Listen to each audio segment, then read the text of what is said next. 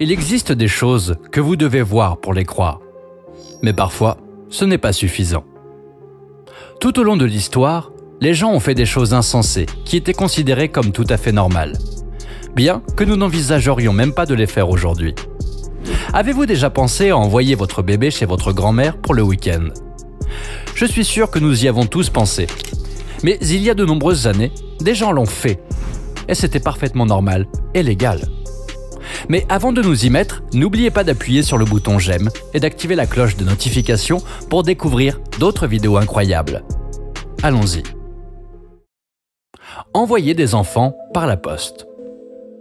Commençons par quelque chose de vraiment bizarre.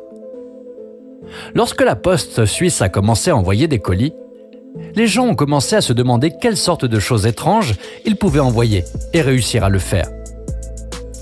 Certains parents ont même pensé à envoyer des colis à leurs propres enfants.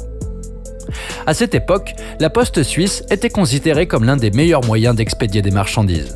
Elle avait commencé à concurrencer de nombreuses petites entreprises en proposant la livraison de colis, ce qui permettait d'expédier tout ce que l'on pouvait imaginer. Certains parents voulaient non seulement envoyer leurs colis par la poste, mais aussi leurs enfants. À l'époque, ce sujet a fait l'objet de nombreux titres. Un jeune couple a par exemple envoyé son fils de 8 mois par la poste pour rendre visite à sa grand-mère. L'enfant ne pesait que 5 kg. Il était donc considéré comme un colis léger. Si cela vous choque, imaginez ceci. L'envoi n'a coûté que 15 centimes. Plus troublant encore, les parents ont souscrit une assurance pour la vie de l'enfant pour seulement 50 centimes. Nous ne pourrions pas imaginer expédier un enfant de nos jours, mais c'était tout à fait normal à l'époque. Les publicités pour les cigarettes. De nos jours, nous faisons tout notre possible pour que les cigarettes ne tombent pas entre les mains des jeunes et des enfants. Il est difficile d'allumer la télévision sans voir apparaître de temps en temps des publicités anti-nicotine. Pourtant, il y a quelques décennies à peine, ce n'était pas le cas. Les publicités pour les cigarettes étaient l'une des formes de publicité les plus rentables. À l'époque, il n'était pas étrange de voir des publicités qui prétendaient montrer les avantages de la cigarette. Certaines publicités montraient même des mères fumant en tenant leur bébé dans les bras. Si cela se produisait de nos jours, le monde entier s'insurgerait et demanderait le retrait de ces publicités. À l'époque, fumer était tout à fait normal et personne ne s'en souciait.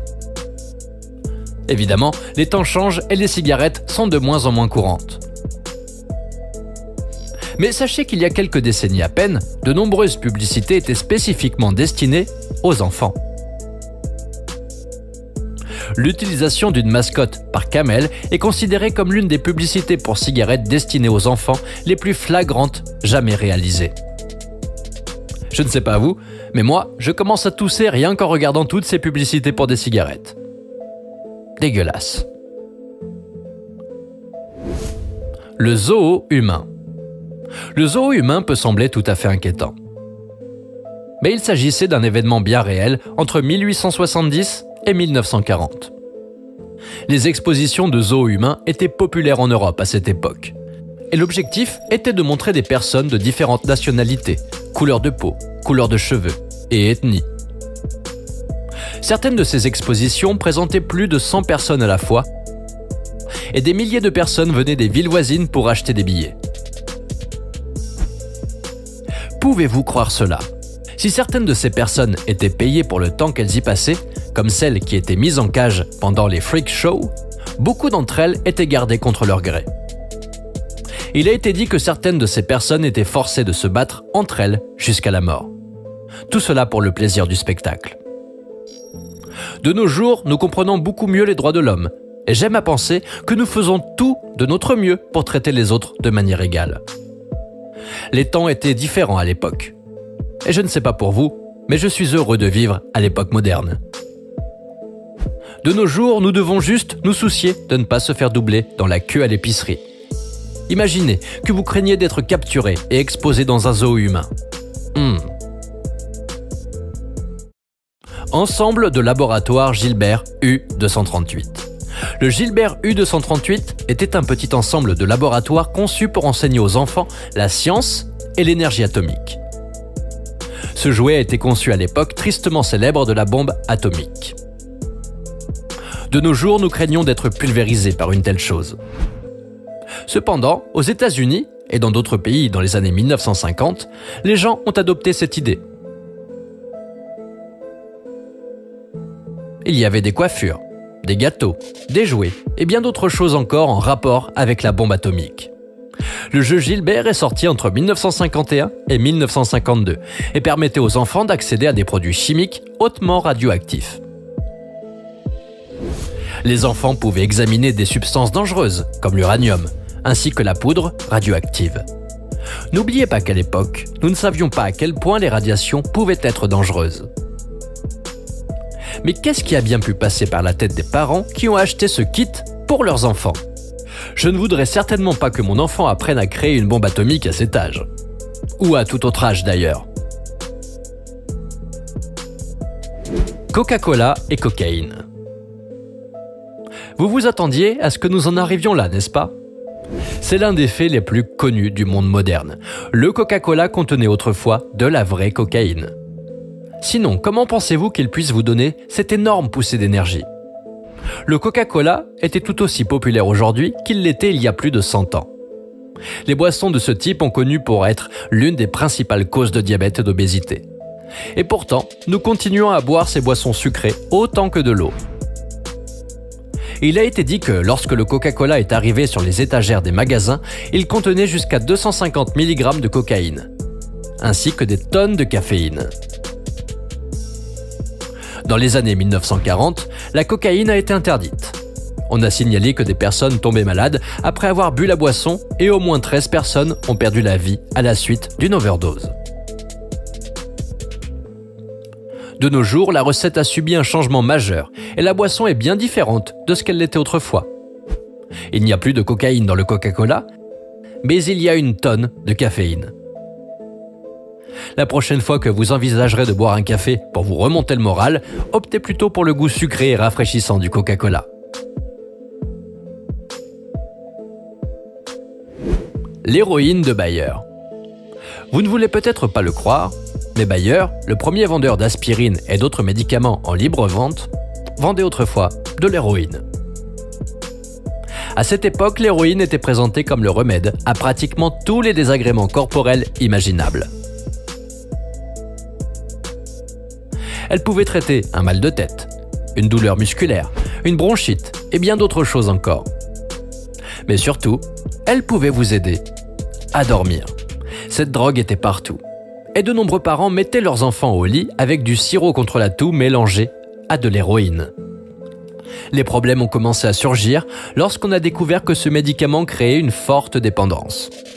Il n'a pas fallu longtemps pour qu'il soit interdit aux États-Unis et dans d'autres pays. Et de nos jours, vous ne pouvez même pas fabriquer ce médicament sans être envoyé en prison fédérale. Cela peut nous sembler déconcertant de nos jours. Mais l'héroïne était autrefois l'un des médicaments en vente libre les plus populaires sur le marché. Oubliez le Tylenol ou l'Advil. Prenez une pilule d'héroïne et vous serez comme neuf. Évidemment, c'est du sarcasme. Cette drogue a entraîné de graves problèmes pour de nombreuses personnes. Et nous n'en sommes pas sûrs, mais on s'attend à ce que des centaines de milliers de personnes soient décédées à la suite d'une surdose involontaire de cette drogue.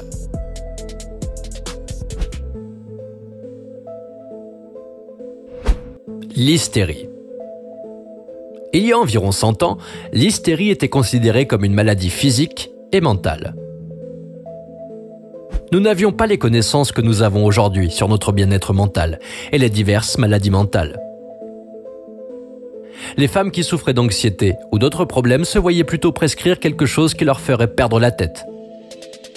La masturbation. Si une femme se rendait chez un médecin pour une hystérie, celui-ci lui dirait très probablement de se masturber pour calmer ses nerfs. De nos jours, nous savons évidemment que c'est un tas de conneries. Mais bon, souvent ça marche, non? Les cages à bébés. Essayez de retenir votre indignation jusqu'à la fin de ce sujet, car ça va dégénérer. Les cages à bébés existaient autrefois, mais pas n'importe quelle cage. Il s'agissait plutôt de cages que vous pouviez fixer à votre fenêtre pour permettre à vos enfants de ramper à l'extérieur tout en étant suspendus à des centaines de mètres du sol. Ces cages ont été créées pour les petites familles qui vivaient à l'époque dans des appartements exigus. Si vous n'aviez aucun endroit où laisser votre bébé profiter des rayons du soleil, vous pouviez simplement le placer dans une cage comme un oiseau. Les médecins approuvaient ces cages et insistaient sur le fait qu'elles aidaient les enfants à devenir grands et forts en absorbant les rayons du soleil. Oubliez le fait que vous mettez la vie de votre enfant entre les mains d'un simple fil de fer et de vis ou boulon bon marché. Non mais, à quoi pensaient ces gens? Collection de têtes tatouées. Beaucoup d'entre nous aiment collectionner des objets, qu'il s'agisse de timbres, de voitures, de jouets ou de toute autre chose. Mais si je vous disais que certaines personnes collectionnaient des têtes humaines préservées? Les Mokomokai sont des têtes du peuple maori de Nouvelle-Zélande, qui ont été conservées et recouvertes de multiples tatouages. Diverses tribus et groupes de personnes ont conservé leurs morts.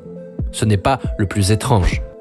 Les choses deviennent étranges quand on réalise que ces têtes étaient achetées et vendues par des milliers de personnes comme des marchandises de valeur. Cette tendance n'a commencé à s'estomper qu'au XIXe siècle, lorsque les gens ont commencé à avoir la tête droite et à réaliser que collectionner des têtes humaines était bizarre. Très bizarre. À cette époque, les hommes étaient connus pour avoir de nombreux tatouages qui couvraient leur visage. Les femmes n'avaient généralement des tatouages que sur le menton ou les lèvres. Chaque tatouage était unique et racontait une histoire sur la vie de cette personne.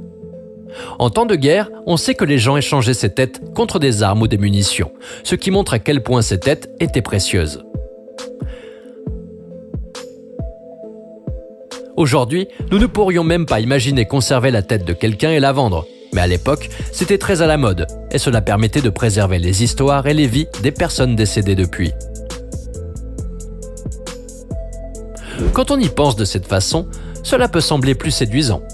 Mais de nos jours, nous nous contentons d'archiver la page Facebook de la personne concernée afin que ses amis et sa famille puissent la parcourir et revivre de vieux souvenirs. Je pense que c'est beaucoup plus normal et acceptable, n'est-ce pas? Les ermites de jardin. Les ermites ornementaux, mieux connus sous le nom d'ermites de jardin, étaient des personnes à qui l'on demandait de vivre dans de petits cottages généralement construits sur la propriété d'une personne très riche ou dans un lieu public. Les ermites vivaient généralement entre le XVIIIe et le XIXe siècle et concluaient un accord spécial avec leur maître pour vivre gratuitement sur leur terre en échange du respect d'un ensemble de règles et de directives. L'une de ces règles était que les ermites devaient sortir de leur maison à certaines heures de la journée et s'exposer à la lumière du soleil et à toute personne du public qui pouvait passer par là. Les propriétaires du parc et les visiteurs faisaient la queue pour voir les ermites sortir, un peu comme dans un zoo humain. Cela peut sembler bizarre, mais gardez à l'esprit qu'il s'agissait d'un travail à plein temps pour ces personnes. Ils devaient vivre dans un isolement complet et ne sortir de leur maison qu'une poignée de fois par jour. Heureusement, ce mode de vie et cet emploi ont été interdits vers 1915. Voici donc 10 des choses les plus étranges et que les gens trouvaient normales. Dites-nous ce que vous en pensez. Laquelle de ces informations vous a semblé la plus étrange ou la plus intéressante? Dites-le nous dans les commentaires. Merci de votre attention. Avant de partir, n'oubliez pas de cliquer sur le bouton j'aime et de vous abonner pour découvrir d'autres vidéos.